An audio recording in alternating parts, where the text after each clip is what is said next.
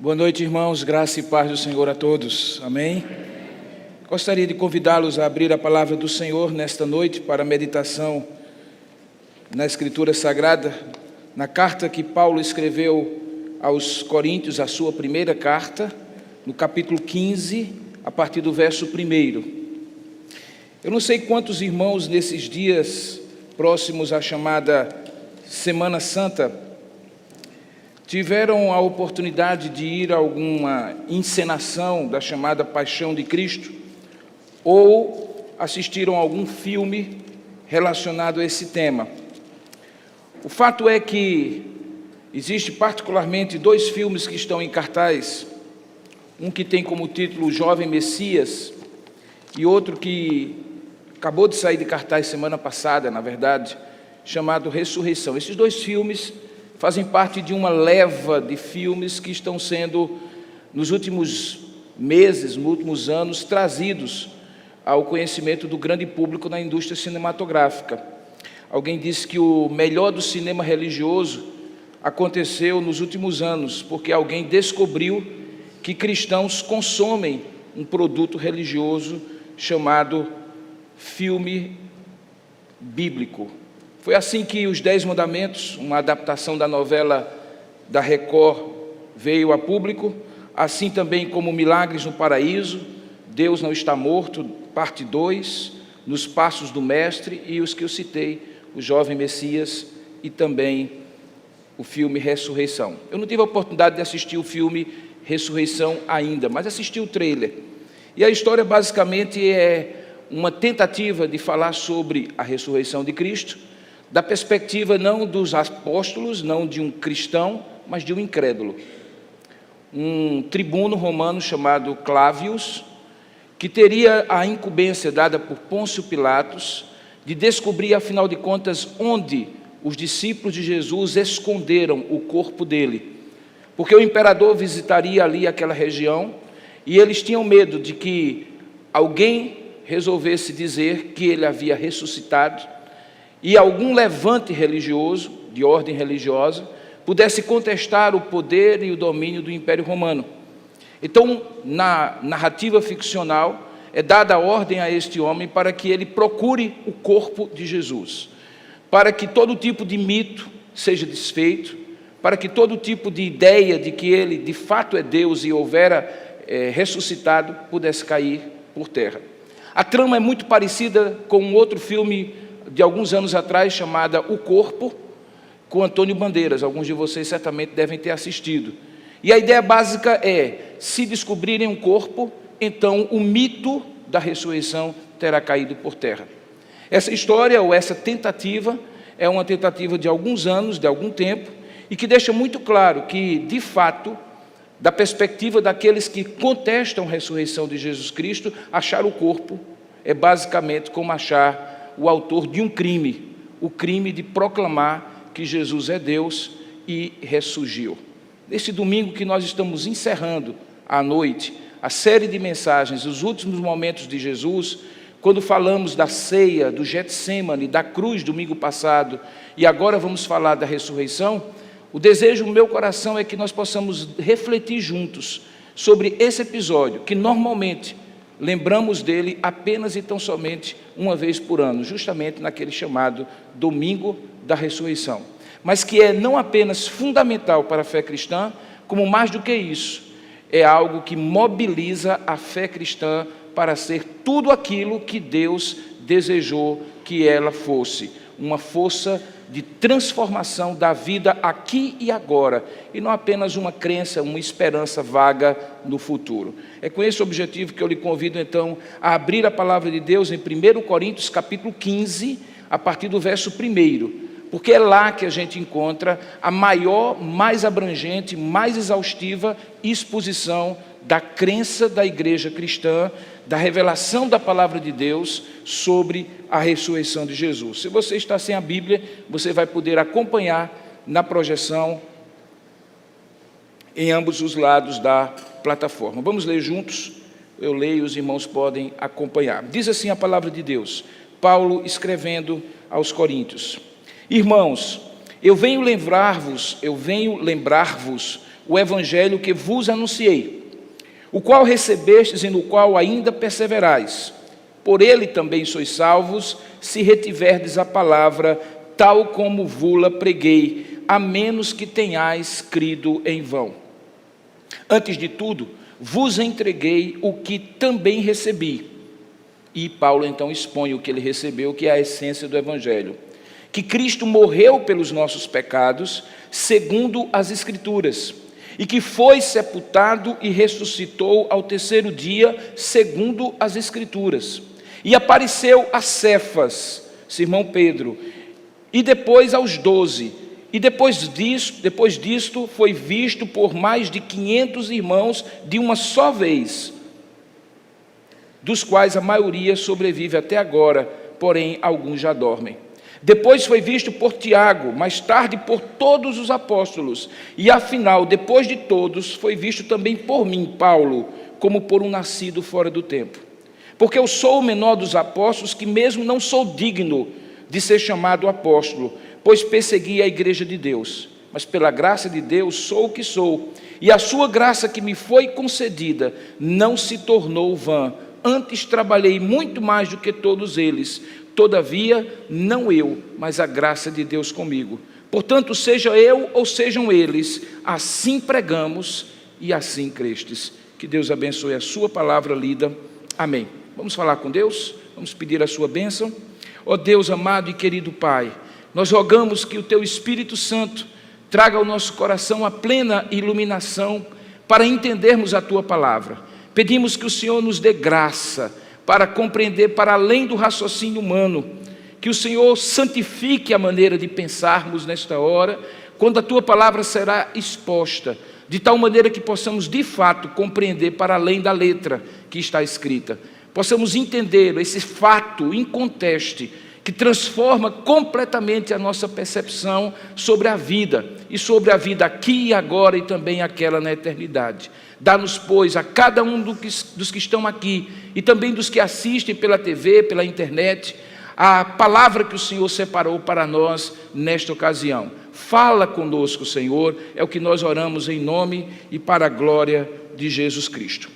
O gancho que o autor, o roteirista do filme A Ressurreição usa para construir a busca pelo corpo de Jesus é baseado no relato do evangelista Mateus, no capítulo 27, no verso 62 a 65. Lá, Mateus, um dos 4 evangelistas que descreve a ressurreição de Jesus, levanta uma hipótese de que possivelmente os judeus ou possivelmente os romanos atribuiriam aos judeus o roubo, o furto do corpo de Jesus para dizer que ele havia ressuscitado. Se você abrir a sua Bíblia em Mateus capítulo 27, ou pudermos projetar aqui, nós vamos ver o que é que diz lá. Diz assim, que no dia seguinte à morte de Jesus, que é o dia depois da preparação da Páscoa, normalmente uma sexta-feira, reuniram-se os principais sacerdotes e os fariseus e dirigiram-se a Pilatos, dizendo: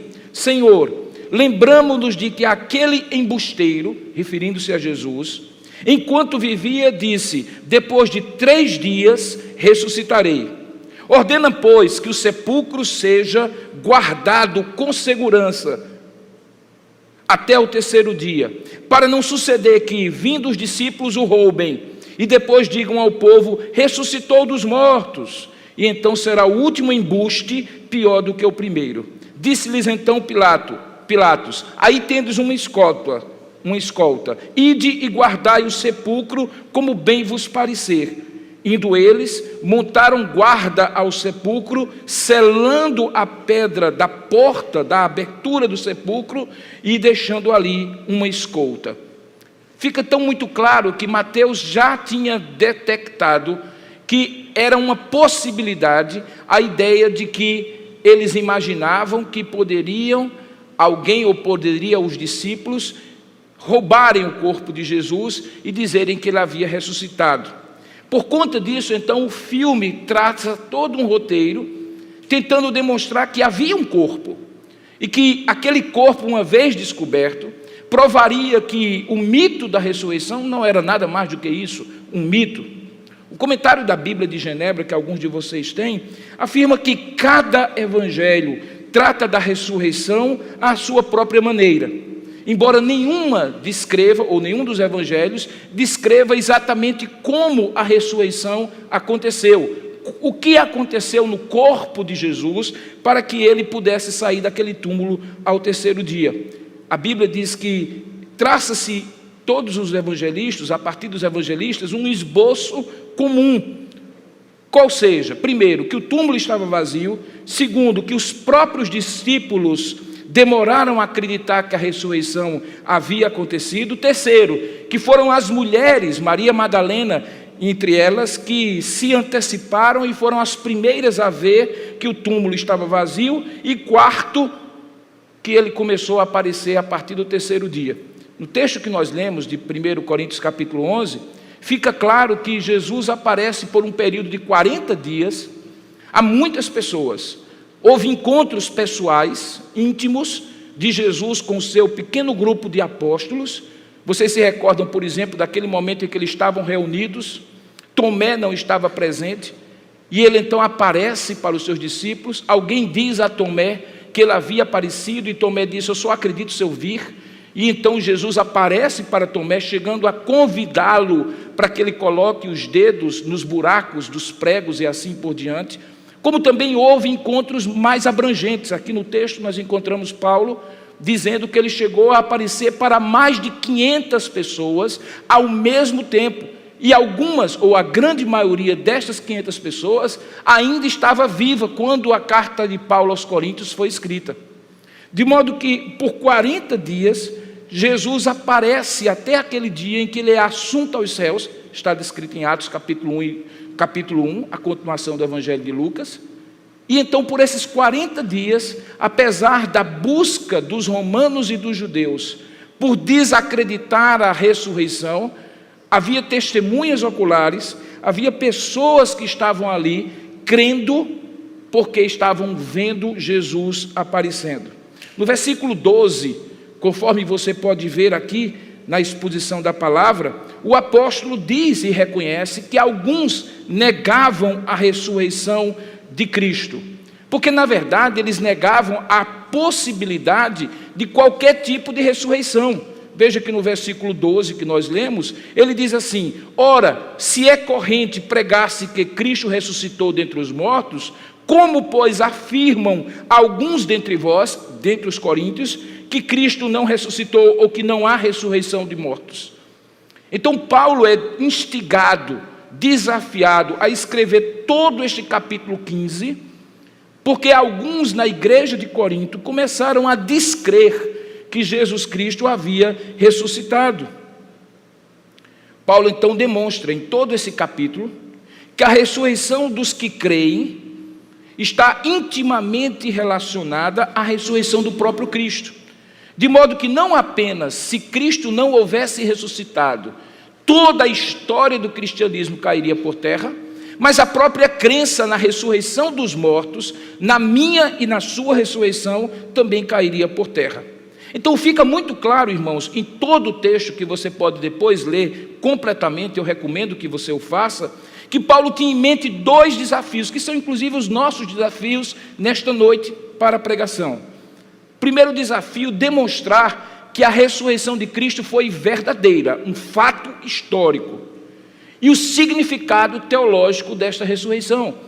Porque se é um fato, assim como houve a cruz, assim como houve o nascimento, não o fez Jesus, não o fez o Pai, por um simples motivo, para eventualmente demonstrar o seu poder. Tem um significado teológico o fato de Cristo ter ressuscitado. E o segundo desafio é demonstrar que, porque Ele ressuscitou, há implicações existenciais para mim e para você hoje. Se Cristo não tivesse ressuscitado, irmãos, nós poderíamos viver a vida de modo diferente daquela que Deus espera que nós vivamos. Mas uma vez Cristo tendo ressuscitado, nós precisamos ter a certeza que isso traz implicações na maneira como nós vivemos. Ou seja, crer ou não crer na ressurreição não é um detalhe de fé, do tipo assim, eu creio em batismo com muita água sobre a cabeça, ou eu creio em batismo mergulhando no tanque. Então você crê de um jeito, eu creio de outro. Não.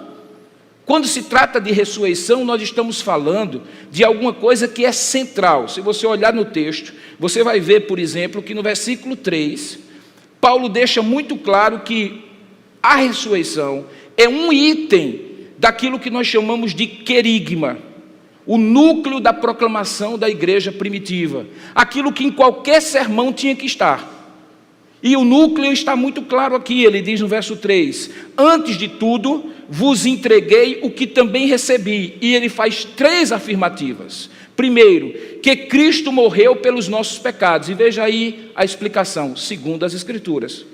Que ele foi ressuscitado, que ele foi sepultado e ressuscitou ao 3º dia, segundo as Escrituras.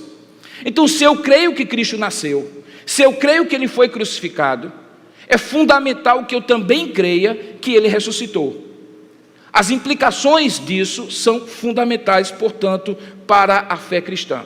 São tão fundamentais que você vai ver na descrição desse texto, se você continuar com os olhos voltados para ele, a repetição de uma palavra pequena, que é a palavra vã, ou vão. Veja que logo no início, no verso 2, Paulo já diz que caso os coríntios não tivessem mais retido no coração a palavra que ele tinha pregado, então eles tinham crido em vão.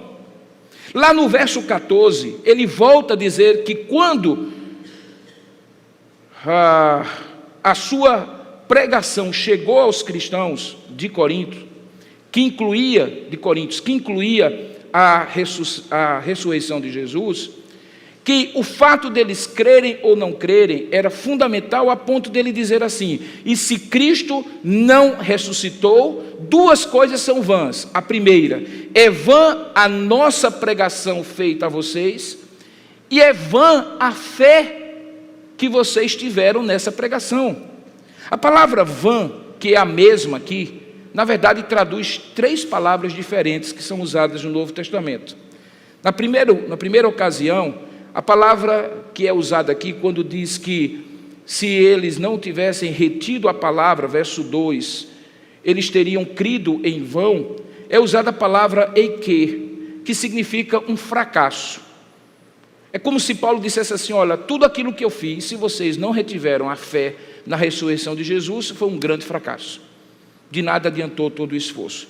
No versículo 14, que são as outras 2 referências, ele usa outra palavra, ele usa a palavra que pode ser traduzida como ok, ou vazia.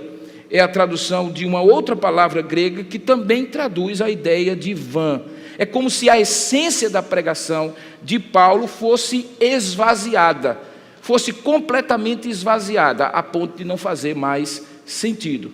Então é justamente porque é fundamental que a crença na ressurreição, como uma coisa veraz, histórica, factual, e que tem implicações para a vida, que Paulo então usa todo o capítulo 15 de Coríntios para falar sobre a ressurreição. Em resumo, o uso que ele faz dessa palavra vão no texto, nos mostra que Paulo tinha uma convicção, e que era importante, mais do que isso, era fundamental para avaliar se a pregação dele e a crença dos cristãos em Corinto era verdadeira, a ponto de que se eles não crescem, tudo que ele havia feito era vão, tudo que havia crido era vão, tudo que eles confiavam era vão. É nesse sentido, então, que ele chega no verso 19, que nós não lemos, com aquela famosa frase que mostra o poder da ressurreição para a vida no aqui e agora. Veja o que é que diz o verso 19, quando Paulo diz, se a nossa esperança em Cristo se limita então apenas a esta vida, nós somos os mais infelizes de todos os homens. Assim, tendo demonstrado a importância da ressurreição que faz Paulo escrever todo o capítulo 11 de 1 Coríntios, eu convido vocês então para refletirem sobre a ressurreição de Jesus como uma certeza que transforma a vida aqui e agora e também eternamente. Em primeiro lugar, eu gostaria de demonstrar que a ressurreição precisa ser, sim, uma certeza inabalável de fé. Sabe, irmãos, a ressurreição de Cristo é uma convicção que deve estar profunda e firmemente ancorada na história, mas também que abre para dentro de mim toda uma crença no impossível de Deus. Nada é tão impossível quanto uma pessoa que está morta vir e voltar à vida. Desde sempre, desde o início da igreja cristã, crer na ressurreição de Cristo não é alguma coisa secundária, não é alguma coisa que possa ser crida ou não. Tanto é que naquele famoso credo apostólico, que é a primeira confissão de fé da igreja primitiva, é dito assim: creio em Deus Pai Todo-Poderoso, Criador do céu e da terra, a crença em Deus. Creio em Jesus Cristo, seu único Filho, nosso Senhor, o qual foi concebido por obra do Espírito Santo, nasceu da Virgem Maria, padeceu sob o poder de Pôncio Pilatos, foi crucificado, morto e sepultado. E aí vem a primeira afirmativa sobre a ressurreição. Eu creio que ele ressurgiu dos mortos ao terceiro dia, que também subiu aos céus e está assentado à direita de Deus, Pai Todo-Poderoso, de onde há de vir para julgar os vivos e os mortos. E aí ele vai para a terceira crença, que é a crença no Espírito Santo. Creio no Espírito Santo, creio na Santa Igreja Universal, na comunhão dos santos, na remissão dos pecados, e a única vez que uma mesma crença é repetida por uma segunda vez é dito: creio na ressurreição do corpo, na vida eterna. Amém. Então o credo apostólico, lá no início da igreja, já demonstrava a importância de crer na ressurreição de Cristo, porque é o único artigo de fé em todo o credo que é repetido por duas vezes. Primeiramente é dito que ele crê que ressurgiu dos mortos ao terceiro dia, se referindo à crença que Jesus Cristo ressuscitou e que não ficou sepultado. E no segundo momento, que ele também crê que porque Cristo ressurgiu ao terceiro dia, ele também crê na ressurreição do corpo. Observe então que é dado uma importância muito grande à ressurreição. Tanto a ressurreição de Cristo, que ressurgiu dos mortos ao terceiro dia, como eu mencionei, como também a nossa própria ressurreição. E o detalhe, é uma ressurreição corporal, não é um fantasma que aparece.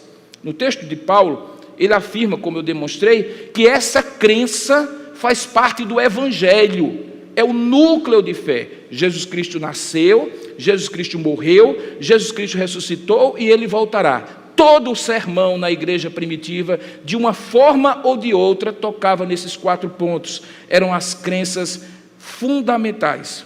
Tanto é que, em outras palavras, a ressurreição não pode ser acreditada apenas como uma crendice. Nós estamos em pleno século 21, dia 27 de março de 2016, nós sabemos que quando as pessoas morrem, elas permanecem mortas, a ciência nos diz isso, nós vemos isso acontecendo no cotidiano, infelizmente com mais frequência do que nós gostaríamos de ver, principalmente quando se trata de pessoas queridas e amadas nossas, mas também cremos, porque cremos num Deus Todo-Poderoso, que escreveu uma história inspirando homens assim a fazê-lo, que Jesus Cristo ressuscitou. Que a vida não se encerra quando nós morremos, porque nós também ressuscitaremos com Ele. Como conciliar uma crença numa época científica e racional como a que vivemos, uma crença que parece ser uma crendice, que parece ser uma coisa meio esquisita, porque crer que Jesus Cristo nasceu parece ser mais lógico, mais óbvio. A história conta que ele nasceu, os evangelhos narram, e nascer, afinal de contas, é uma coisa que vemos acontecer todos os dias. Não precisa crer muito para acreditar que alguém nasceu, só precisa ir à maternidade. Crer que ele foi crucificado e morreu, também não parece ser uma crença tão impossível. É tão fácil dizer, não, eu creio que Cristo morreu por mim. Mas parece que quando, a partir daí, nós precisamos afirmar que Cristo também ressuscitou, nós então preferimos lembrar desta verdade no domingo da ressurreição, e apenas no domingo da ressurreição, porque faz parte da tradição dizer, ele vive, porque procurais dentre os mortos aquele que vive, que foi a expressão do anjo para Maria. Mas é preciso compreendermos que se cremos que ele nasceu, se cremos que ele morreu, é fundamental crermos que ele ressuscitou, e se não acontecer isso na minha vida e na sua vida, todo o edifício de fé que nós construímos cai por terra. Observe que quando Paulo vai provar que Jesus Cristo ressuscitou, e todas as vezes que eu vejo esse texto, eu me lembro daquele personagem da escolinha do professor Raimundo, a versão antiga, que era extremamente cético. Eu não sei exatamente o nome dele, mas é aquele sujeito que quando alguém fazia uma afirmativa, ele dizia assim: tem uma foto, um relato, uma ata, registrada em cartório, existe isso no filme. Eu sempre lembro daquele sujeito, porque quando a gente pensa em termos de provar, a gente sempre imagina que para provar, naquela época, é preciso ter os mesmos recursos e instrumentos que nós temos hoje, em que um exame pode mostrar o que temos dentro de nós, em que uma fotografia pode flagrar, ou a transcrição de uma conversa pode denunciar que o sujeito não é exatamente aquilo que aparece na mídia. Mas quando nós pensamos em provar a ressurreição de Cristo, como Paulo provou? Veja que é justamente isso que ele começa a partir do versículo 3 que nós lemos no texto sagrado. Ele utiliza-se o meio mais comum, que, infelizmente hoje, com o avanço do direito, chama-se a prostituta das provas, que é a prova testemunhal. Mas naquela época era tão fundamental por ser exatamente o núcleo da prova. A Bíblia dizia, no Antigo Testamento, segundo a lei mosaica, que toda verdade podia ser estabelecida por 2 ou 3 testemunhas. Portanto, se tinha alguma coisa que era posta em dúvida, era muito simples. Quem alegava tinha o ônus de recolher junto consigo 2 ou 3 pessoas que pudessem falar, testemunhar, depor, como tendo visto ou ouvido aquilo que estava sendo relatado. Esta era uma prova que não apenas nos tribunais judaicos, mas nos tribunais romanos era plenamente válida. Por quê? E essa é a grande razão. Se hoje alguém pode ser encarcerado, receber voz de prisão de um juiz, se der um falso testemunho, na antiguidade um falso testemunho não era apenas uma questão de ser preso se falasse a mentira. Tanto é que a palavra testemunha no Novo Testamento traduz uma palavra que você e eu conhecemos. É a palavra mártir. Testemunhar é o verbo martireo.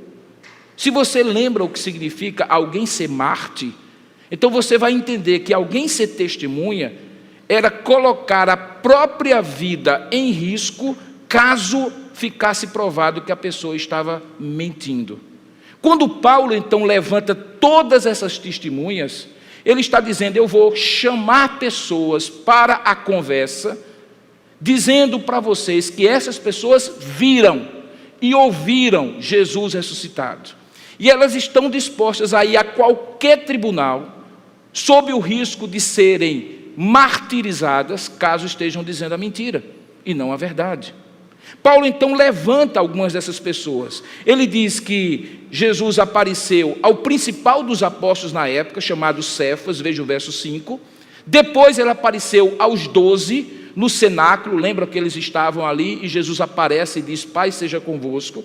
Paulo vai adiante e diz: ele foi visto até por mais gente, ele chegou a ser visto de uma vez só, por mais de 500 pessoas, de uma só vez, alguns dos quais estão inclusive vivos e podem ser chamados a qualquer tribunal para testemunhar. Ele aparece aos outros apóstolos, a Tiago e a todos aqueles, inclusive a 2 particularmente, que são relatados no Evangelho de Lucas, que são os discípulos no caminho de Emaús, um dos textos mais bonitos depois da ressurreição de Jesus Cristo. O que Paulo estava então mostrando é que a prova cabal que Jesus Cristo havia ressuscitado era o fato de que pessoas tinham visto e pessoas tinham ouvido. Mas digamos, irmãos, que um oponente, um argumentador, tivesse lendo ou ouvindo essa história e dissesse assim: mas Paulo, testemunhas podem se enganar. Elas podem dizer que estão vendo aquilo que acham que estão vendo, que estão ouvindo aquilo que acham que estão ouvindo. Alô, Paulo, você já ouviu falar de alucinação, de delírio? Como entender isso aqui? Talvez tenha sido um delírio, talvez tenha sido uma alucinação. Mas eis aqui a questão, que é a mesma questão que eu sempre levanto em relação a Jesus Cristo. É possível que você não acredite em Jesus Cristo como o Salvador. Ok. É possível que você ache que ele tudo falou como mentira. Que ele, na verdade, era alguém que estava tentando enganar, ou talvez, quem sabe, era um louco varrido que achava que era o filho de Deus, como eventualmente em hospícios existem pessoas que acham ser Napoleão. O que não dá para acreditar é que alguém, a não ser que seja um louco varrido, tenha a capacidade, a coragem, a disposição de morrer por uma mentira. De testemunhar que viu, saber que pode ser martirizado por perjúrio, por falso testemunho, saber que pode ser condenado à morte por um governo tirânico, por autoridades religiosas que já chegaram a matar o próprio Senhor, daí porque os discípulos viviam amedrontados depois da ressurreição, porque eles sabiam que os próximos da lista seriam eles. Mas acreditar que essas pessoas fizeram isso, plenamente conscientes do risco que corriam, e levaram essa mentira à frente até as últimas consequências, é acreditar que as pessoas podem correr o risco de morrer por uma mentira. E até agora, eu nunca encontrei uma pessoa em sã consciência que morresse por uma mentira. Ela sempre morre por uma verdade que ela acredita, ainda que a verdade seja falsa.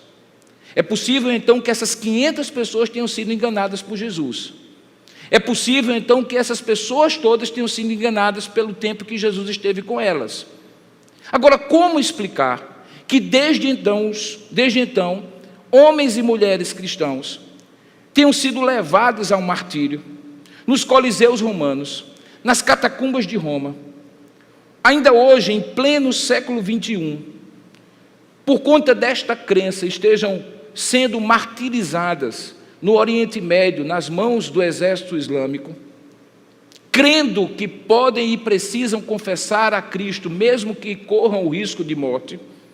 É preciso então que eles demonstrem que essas pessoas todas, inclusive eu e você, temos sido ludibriados por 20 séculos, numa crença que não faz sentido nenhum para nós, uma crença que não dá nenhum sentido de vida, que nós sabemos que é mentirosa, mas mesmo assim pregamos, cremos, dizemos aos outros, e como alguns têm sido levados até mesmo a morrer por ela.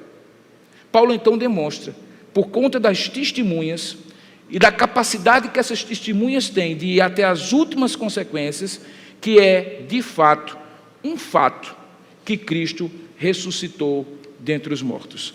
Fica então posto para Paulo que esta crença é plenamente justificada, mas há algo mais que Paulo usa como argumento para provar a veracidade de Cristo.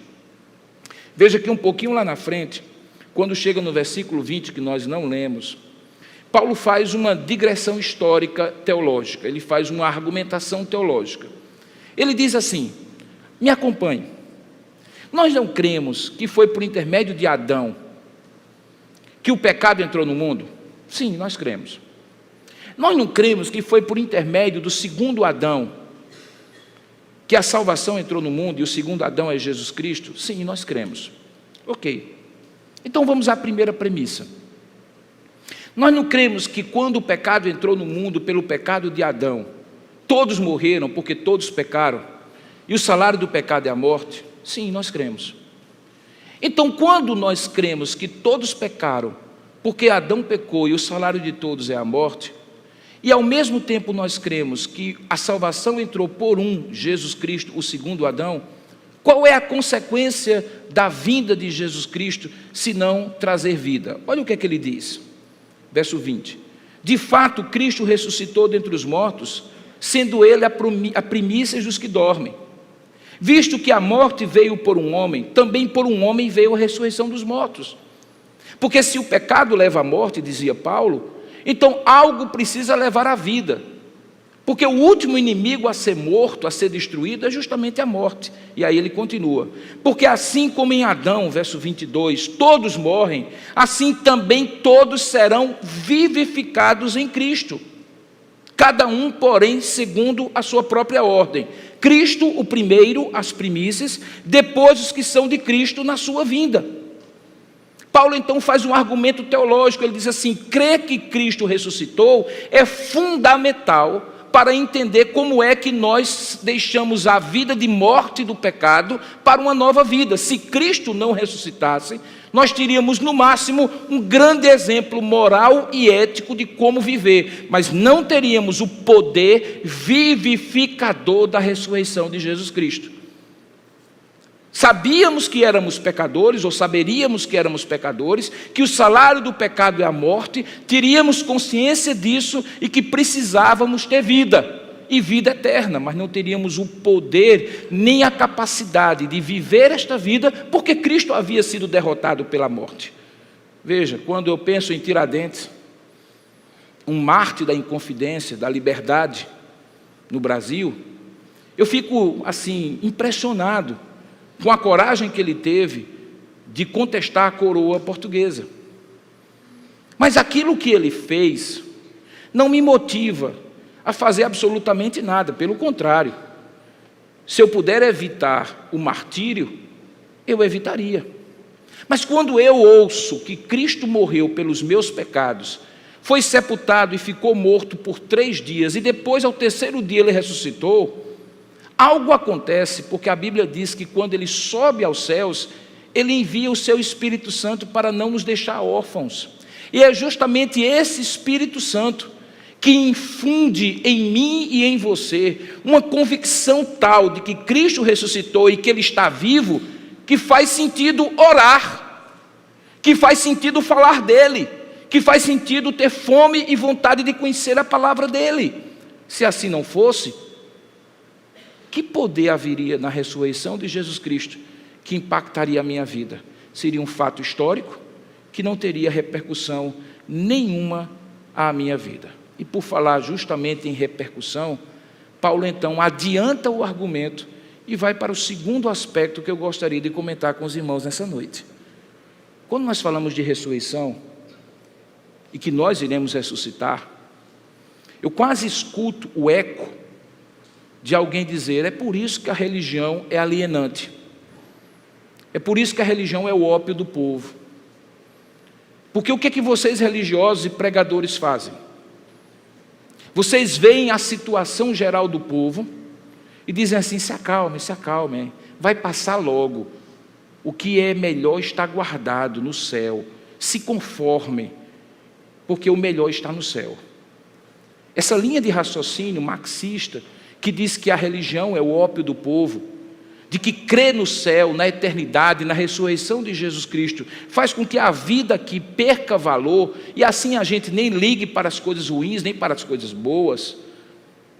É justamente o contrário do que Paulo diz.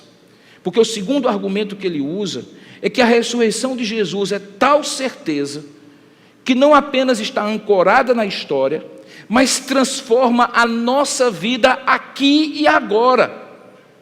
Porque ela é mais do que uma crença, irmãos. Crer na ressurreição de Jesus implica no modo de viver. E esse aqui talvez seja o aspecto mais enfraquecido da crença na ressurreição nos dias de hoje. Daí você consegue compreender porque é muito mais popular a pregação que diz que Deus vai lhe dar uma vida boa aqui e agora, que atrai muito mais as pessoas não esperar ou não pedir a elas que acreditem no céu, mas que Deus vai fazê-las prosperar aqui e agora, que é muito mais envolvente, atraente e sedutora a ideia de que Deus abençoa a sua vida agora, e que a maior prova de que você está sendo abençoado agora é se você for rico, próspero e poderoso agora, nesta vida. Conversa de pensar depois da morte, eu sei lá se eu vou chegar lá, basicamente é a pregação do evangelho, entre aspas, dos dias atuais. Paulo, no entanto, não compra essa mentira. ele demonstra de maneira clara que a melhor maneira de você viver aqui e agora de maneira transformadora é justamente acreditar que essa vida não se esgota no aqui e agora. Veja como ele demonstra isso. Paulo demonstra essa verdade a partir do versículo 30, que nós não lemos, mas que você pode acompanhar. No versículo 30 em diante, o apóstolo Paulo descreve um pouco o que era a vida dele como apóstolo. Ele dá um testemunho pessoal. Veja o que é que ele diz no versículo 30. Ele diz assim: e por que então também nos expomos a perigos a toda hora? Dia após dia eu morro. Eu protesto, irmãos, pela glória que tenho em vós outros, em Cristo Jesus, nosso Senhor. Se como homem eu lutei em Éfeso com feras, o que é que me aproveita? Se eu não crer na ressurreição, que valor isso teve? Se os mortos não ressuscitam, então, meus irmãos, vamos fazer da vida um carnaval, comamos e bebamos, porque a vida que nós temos aqui é a vida que nós teremos, porque amanhã podemos morrer. Não vos enganeis, dizia Paulo, as más conversações deste tipo corrompem os bons costumes. Em outras palavras, Paulo estava dizendo, como se estivesse conversando com alguém: por que você acha então que eu me arrisco a tudo isso? Porque eu acredito que esta vida aqui é a única vida que eu vou ter? Ou porque eu acredito que existe uma ressurreição e tudo que eu faço faz sentido para a eternidade? Paulo então pergunta mais, ele diz assim: você acha que faz sentido ser ético, ser moral, nos dias de hoje, se afinal de contas não haverá ressurreição nem prestação de contas?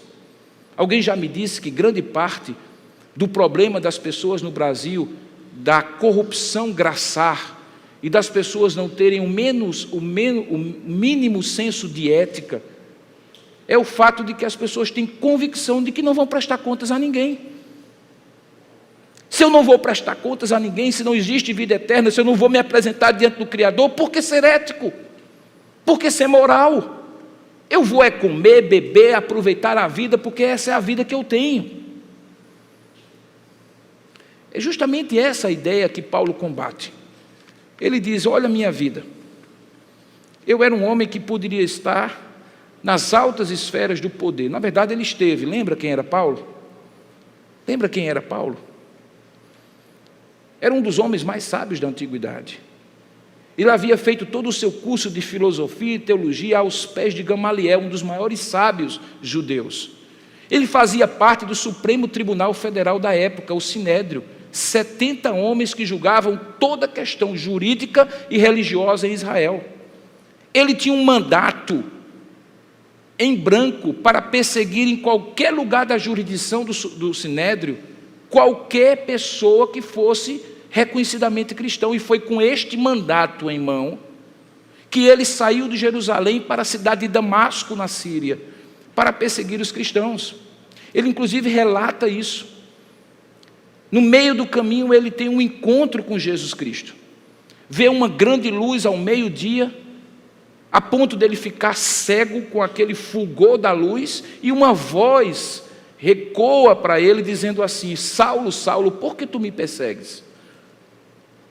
No chão, aquele homem tão poderoso entende que aquilo que ele estava fazendo, perseguindo homens e mulheres que se diziam cristãos, era em última instância uma perseguição ao próprio Cristo, e que aquela voz era a voz de Cristo. Tanto é que ele se levanta, ou ainda no chão, e diz assim: Senhor.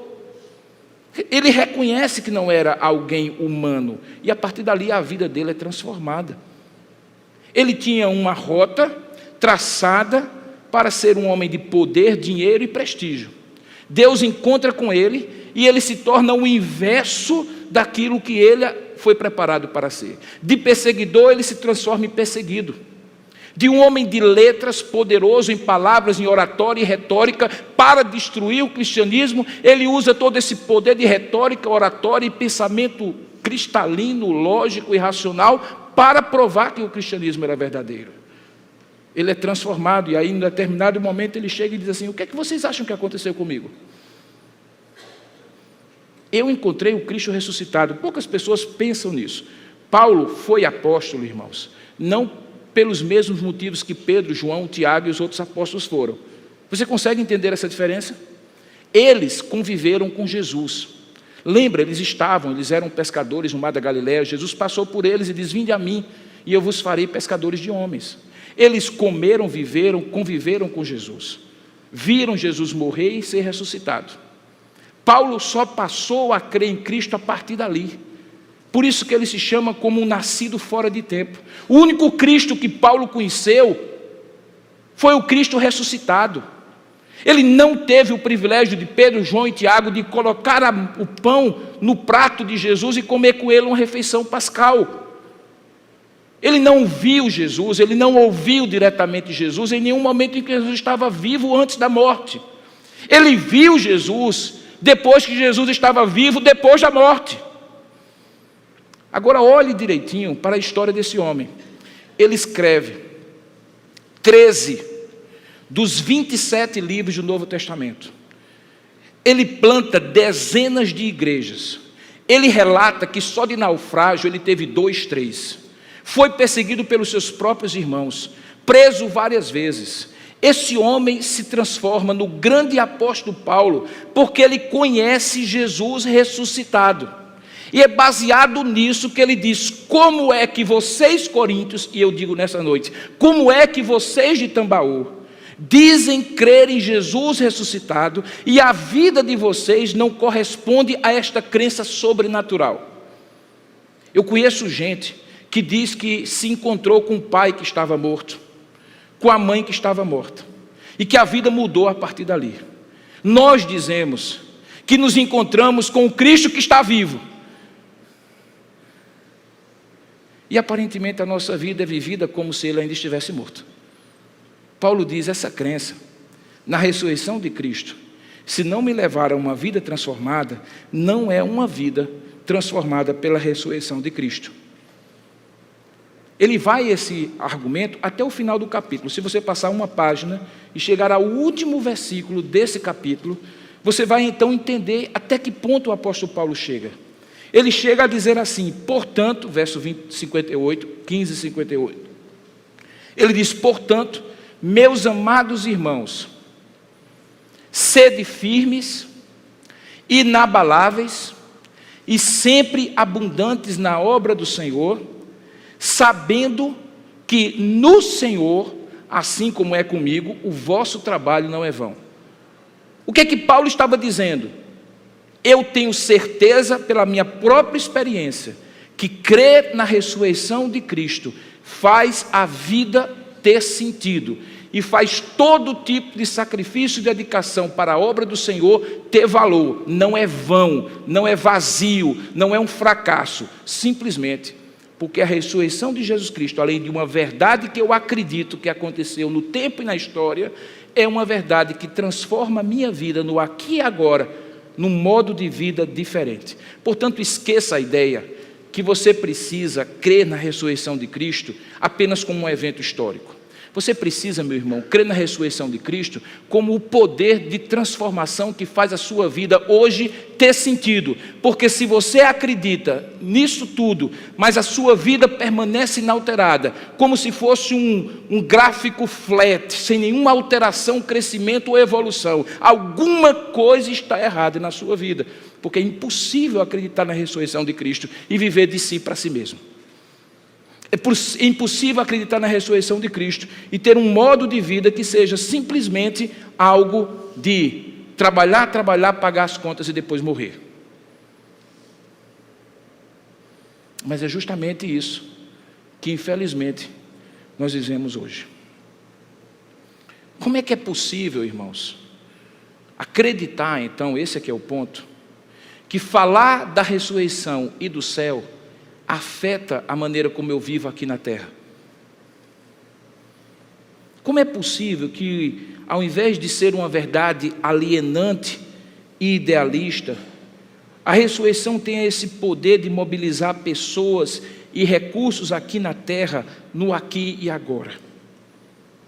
É justamente essa tensão que Paulo resolve nessa teologia da ressurreição que ele coloca. Em resumo, ele está dizendo assim: a melhor motivação para viver, escutem com os ouvidos bem abertos, não é apegar-se a esta vida terrena, mas é fazer desta vida terrena um grande campo missionário, por causa da crença na ressurreição que Cristo teve e que você vai ter. Portanto, a vida no aqui e agora é transformada pela crença no que vai acontecer depois que nós morrermos. E isso determina os pensamentos, escolhas, decisões que nós tomamos no aqui e no agora. Poucas pessoas percebem, porque isso foi sequestrado da fé cristã por uma posição filosófica completamente diferente da nossa. Mas poucas pessoas percebem que algumas das questões éticas mais importantes da vida são resolvidas quando nós cremos na ressurreição dos mortos. Eu vou dar uma demonstração para os irmãos. Por que a vida, irmãos, é sagrada desde a hora que ela é concebida? Por que nós, cristãos, dizemos que a vida é sagrada? Por que nós dizemos que o corpo de alguém deve ser respeitado, protegido, preservado e bem cuidado? Por que o corpo de alguém não pode ser vendido, usado, mal usado, prostituído, abusado? Por que não pode ser sagrada a prostituição? Por que a ciência é bem-vinda quando melhora a saúde da pessoa e a qualidade de vida das pessoas, mas é maldita quando mata e destrói? Por que o nosso planeta e os recursos que ele tem precisam ser preservados porque nós estamos nele? São questões éticas hoje, que você diz assim, mas onde é que ele está querendo chegar? Ele não estava falando mesmo sobre ressurreição? O que é que tudo isso tem a ver com ressurreição? Queridos, quando Jesus Cristo ressuscita, ele não ressuscita como um fantasma. A ressurreição de Jesus foi corporal. Você consegue compreender que, como o filme nos levanta a questão, o problema era achar ou não um corpo. Se aquele corpo estivesse na tumba, Jesus era apenas um mártir. Se aquele corpo não estivesse na tumba, como de fato não está, Jesus é Deus. Você compreende que o fato de que Jesus ressuscitou em corpo, lembra do que aconteceu? Este corpo nós não entendemos como ele é. Ele tem características de um corpo físico, porque ele come pães e peixes no mar da Galileia com os seus discípulos, lembra da história? Mas ao mesmo tempo ele não fica circunscrito ao espaço físico, porque lá dentro do cenáculo ele aparece sem passar pela porta, sem passar pela janela, e chega no meio dos apóstolos e diz assim, Pai seja convosco, não temais. Ele não era um fantasma, mas ao mesmo tempo ele não era um corpo físico limitado. Esse corpo que Jesus ressuscita é o corpo que nós vamos ressuscitar. A Bíblia chama de corpo glorificado. Você consegue compreender que por causa disso, uma série de implicações éticas precisam ser levadas em conta, pelo fato de que nós somos seres corpóreos, que diferentemente do hinduísmo, diferentemente do espiritismo, onde o corpo é apenas um estorvo, uma cápsula, um perispírito, onde um espírito encarna em vários, à medida que o tempo vai passando para purgar os seus pecados, e como diz o hinduísmo, até em animais. Diferentemente disso, o cristianismo não acredita nisso, mas acredita que o seu corpo vai estar ali esperando depois que você morrer na ressurreição dos mortos, e que por conta disso o seu corpo é tão importante quanto o seu espírito. E se o seu corpo é tão importante quanto o seu espírito, implicações éticas que digam respeito ao seu corpo e ao corpo das outras pessoas são importantes. Paulo está dizendo exatamente isso, que não existe uma distinção entre a vida espiritual e a vida material, como outras religiões afirmam. Que tudo que é espiritual é expresso pela materialidade do corpo, e tudo que é material se vivifica pelo fato de que não é apenas um corpo, mas um ser vivente, em cujo corpo existe um espírito, esse espírito que não vai morrer jamais.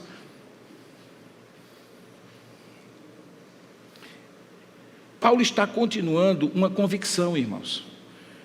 Quando na criação Deus nos cria, e aí eu vou tentar explicar isso de maneira mais moderna, ele coloca em nós um hardware, um corpo, através do qual os processos subjetivos vão acontecer. E coloca em nós vários aplicativos, vários softwares, para que através deles nós funcionemos. Diferentemente do que nós fazemos hoje, quando nós descartamos as máquinas e só fazemos o update do software, Deus não faz assim. Ele olha para nós como ser integral e deseja que na integridade da nossa vida nós estejamos bem no corpo, na alma e no espírito, na parte material e na parte imaterial. E isso implique nas outras pessoas. A minha saúde física tem implicações na minha vida espiritual e vice-versa. As doenças psicossomáticas estão aí para provar que esse abismo que muitas vezes alguém traça de maneira tão acentuada, muitas vezes com objetivo didático, não existe. O corpo e a alma se imbricam e se tornam um só ser chamado Robson José Maria. A maior prova de que Deus valoriza essas coisas é o fato de que o seu filho não ressuscitou como um fantasma. Ele chama Tomé e diz assim: coloque aqui, no meu lado, você está vendo nos meus pés e nas minhas mãos, eu sou um corpo ressuscitado. E isso tem implicações éticas, porque esse corpo glorificado de Jesus é o mesmo corpo glorificado que você vai ter. Quando eu então, irmãos, pego este meu corpo e prostituo, por mais que no espírito atual, que diz, eu sou dono do meu corpo, o Evangelho se levanta e diz, não, o seu corpo foi dado por Deus. Por mais que eu ache que não tem problema nenhum naquilo que eu faço com os outros, nas grandes questões éticas, o Evangelho diz, não. Se prejudica alguém como ser integral, corpo, alma e espírito, este alguém está protegido pelo fato de Deus ter criado como ser corporal, o seu próprio filho ter vindo em carne e ele ter ressuscitado como corpo. Talvez você não saiba, ou não recorde, ou não dê a devida atenção, mas hoje, nesse exato momento, de maneira absolutamente incompreensível e misteriosa para nós, Jesus Cristo está à direita do Pai corporalmente. Em que corpo? O corpo com o qual Ele ressuscitou, o corpo glorificado. Isso tem implicações para mim e para você, porque é assim que eu e você vamos viver a eternidade. Por isso, irmãos, Paulo é tão eloquente nesta e noutras cartas, quando ele diz, se você crê na ressurreição, sua vida precisa ser diferente. Você não pode fazer o que você quer, porque a vida não se resume a esta vida, e tudo o que você fizer tem consequências para a eternidade. A maneira como você vive, age, decide e escolhe. O tempo que você usa, os talentos que você consagra e o tesouro que você utiliza tem implicações para a eternidade. Sabe, irmãos, a relação que cada um de nós tem com a vida e a morte é muito peculiar. Eu me lembro que assim que eu encontrei a verdade de Jesus Cristo, ou Ele me encontrou, sendo mais exato, um dos momentos mais difíceis para mim era quando eu tinha que ir ao sepultamento de alguém. Talvez não pelas razões emocionais que envolvem você se despedir simbolicamente, já que a pessoa já não está ali, é um corpo apenas, de alguém, principalmente de alguém que você gosta. Eu sempre gosto de falar, as pessoas que me conhecem há muitos anos, que talvez o ano de 1994 foi o ano dos mais difíceis para a minha vida. Em 4 meses eu enterrei meu pai, meu avô e 2 tios, e fiz o ofício fúnebre dos 4. E só eu sei o que significou a mobilização emocional, a exaustão emocional de ver pessoas tão queridas morrendo. Mas eu vou dizer para vocês, confessar talvez pela primeira vez, que nos primeiros anos de fé, porque eu li a Bíblia e ouvia falar que Jesus Cristo ressuscitara e que os apóstolos foram usados como instrumentos da ressurreição de outros, que havia sempre uma tentação no meu coração. Ali estava um corpo diante de mim, eu creio na ressurreição, de Cristo na nossa ressurreição. Creio que Deus é todo-poderoso e em dado momento eu começava a pensar, por que não orar para que essa pessoa ressuscite?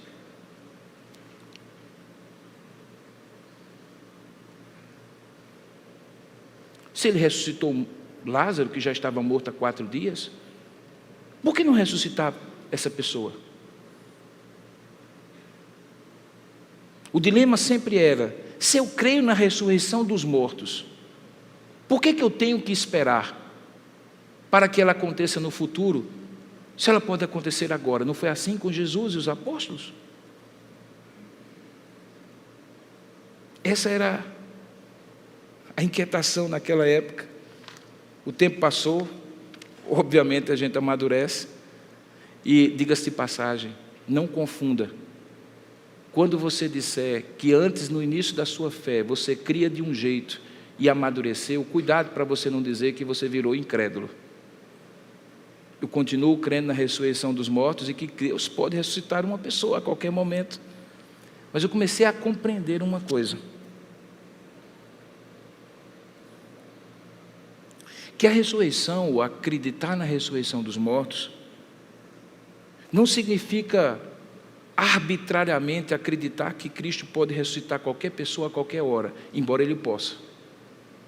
Mas é antes de tudo crer que haverá um dia, como Paulo descreve nesse texto, que soará uma grande trombeta convocatória. E Paulo descreve da seguinte maneira, que aqueles que estiverem mortos ressuscitarão, e os que estiverem vivos serão transformados. E aquela separação que a morte física provoca entre corpo que fica enterrado e espírito que se apresenta diante de Deus, será superada. E haverá ali um retorno. E então se cantará um hino que está aqui no capítulo 15 de 1 Coríntios, no versículo 54 e 55. É quando se dirá assim: tragada foi a morte pela vitória. Onde está, ó morte, a tua vitória? Onde está a morte, ó morte, o teu aguilhão? Houve um momento em que isso aconteceu literalmente com uma família de duas irmãs e um irmão. Está descrito em João capítulo 11. As duas irmãs tinham por nome Marta e Maria, e o irmão era um homem amigo de Jesus chamado Lázaro. Jesus não estava com eles quando Lázaro morreu, chegou depois. E quando Marta, a irmã mais inquieta, se aproxima de Jesus, ela se aproxima dizendo assim: Senhor, se tu estiveras aqui, ele não teria morrido. A lógica era cristalina, afinal de contas Jesus era o dom da vida. Ele não deixaria, talvez, no pensamento e na crença de Marta, que o seu irmão morresse. Mas Jesus diz assim: Marta, deixa eu lhe dizer, você crê que o seu irmão vai ressuscitar? E ela então diz: eu creio, Senhor. Eu creio que no último dia ele ressuscitará. E aí Jesus diz assim: Marta, eu sou a ressurreição e a vida. Quem crê em mim, ainda que esteja morto, viverá. E todo que vive e crê em mim, não morrerá eternamente. Tu crês nisso? Hoje eu pergunto a você, a ressurreição de Jesus Cristo é alguma coisa que você crê como uma coisa acontecida no passado, longínquo lá na Galileia, mas é alguma coisa que você crê aqui e agora, a ponto de você, mesmo tendo que enfrentar um dia a morte, você terá a certeza de uma vida eterna? Pensando ainda um pouco mais, crer na ressurreição tem impactado a sua vida, meu irmão? Ou você é apenas um materialista cristão? Um sujeito que coloca todos os seus esforços, esperança e dedicação em construir uma vida aqui na terra,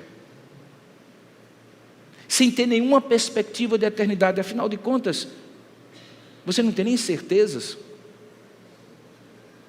Você consegue compreender que porque Cristo ressuscitou, sua vida aqui na terra é afetada?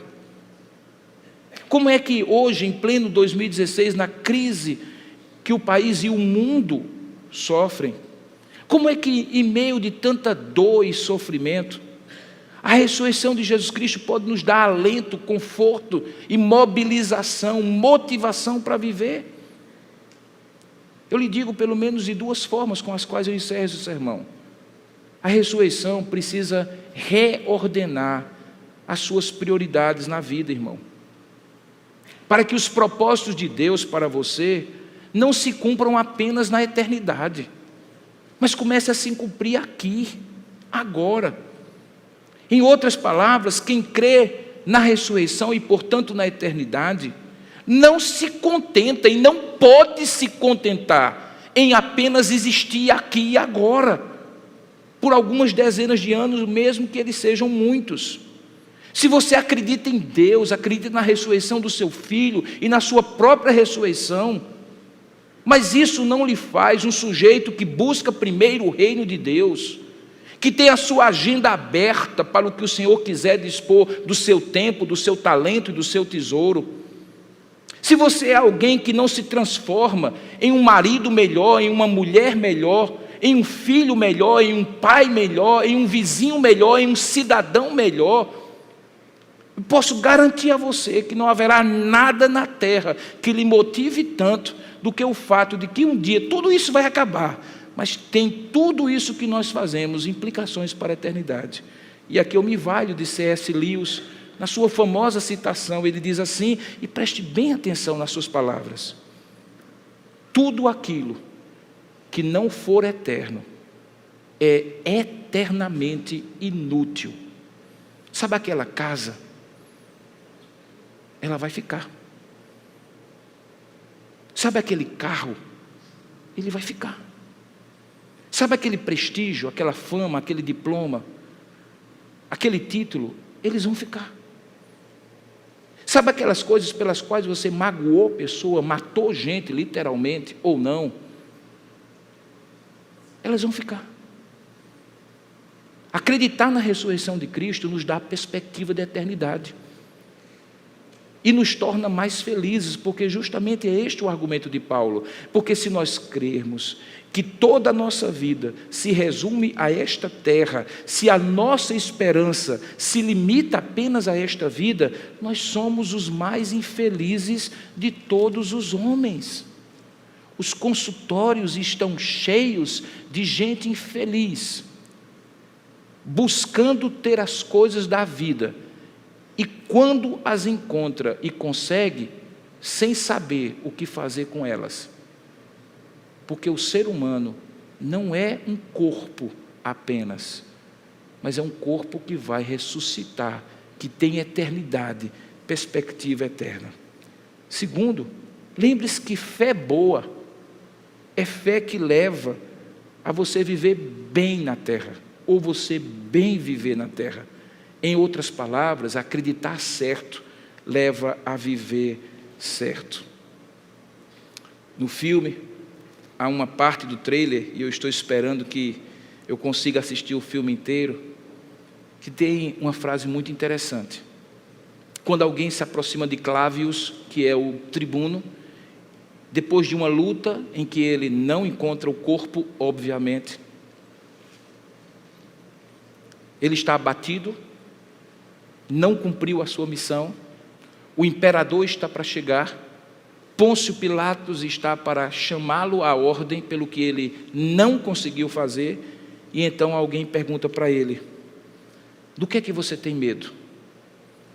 E ele responde: eu tenho medo de ter estado enganado e ter apostado a eternidade toda nesse engano. Há uma coisa muito simples: se eu estiver enganado acerca da ressurreição de Cristo, em nada eu perdi por ter vivido crendo que ela existiu. Agora, se alguém viveu crendo que ela não existiu, um dia vai se apresentar diante de Deus e não terá o que dizer, porque teve a oportunidade de crer e preferiu não fazê-lo. Do que você tem medo? Em que você tem apostado a sua vida? de que maneira a ressurreição de Cristo implica numa vida aqui e agora transformada por Deus. Essas são as perguntas que eu deixo para você nessa noite. Que Deus o abençoe nesta caminhada e a ressurreição de Cristo seja o poder de Deus para transformar a sua existência. Que Deus nos abençoe. Amém.